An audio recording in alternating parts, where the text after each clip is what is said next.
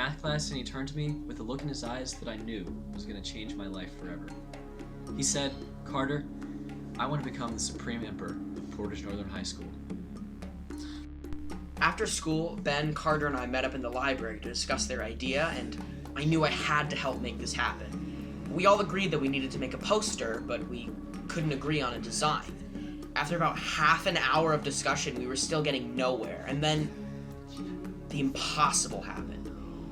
Ben sprouted 3 pairs of arms, and his eyes started glowing red like a giant supernova. Run for your lives! The only thing I remember about the library experience was I stood up, and then next thing I know, I was back in my chair and I was completely exhausted. That night, I had these crazy dreams. I had tons more arms, and I saw all the world through a red haze. I mean, I was pretty fazed by it for a while, but after a little bit, I accepted the dreams as part of me. The next day, we had designed the posters, and we began hanging them up on every single surface we could find. We even went to the student council and asked if Ben could have a spot in the election that was coming up the next week. But, as to be expected, they denied us a spot.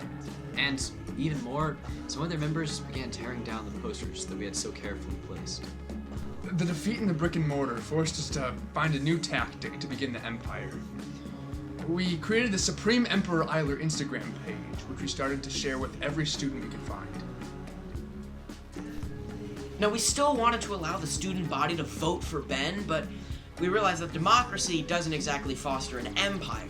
So we created a new form of government, democracy. In this system, you could either vote yes or C, which still allowed for voter participation, but secured the strength of the Supreme Empire.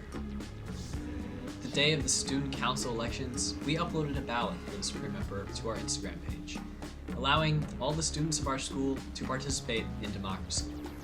Over the weekend, people voted, and when we finally counted them up, we realized that over 40 people had voted yes, and 106 people voted C, meaning that the Supreme Emperor had won the election by over 200 votes. Now, this is contrasting the only 60 votes which our actual class president received in the legit election. Now, Ben had assumed the mantle of Supreme Emperor, and he's held it ever since. As a senior, I've realized that I won't be able to be the Supreme Emperor once I graduate. After much consideration, I've decided to pass on the emperorship to someone who helped create this role in the first place. Leo. I don't even know what to say. I vow to cherish and protect this position with my life. I will uphold the legacy of the Supreme Emperor and continue to support democracy.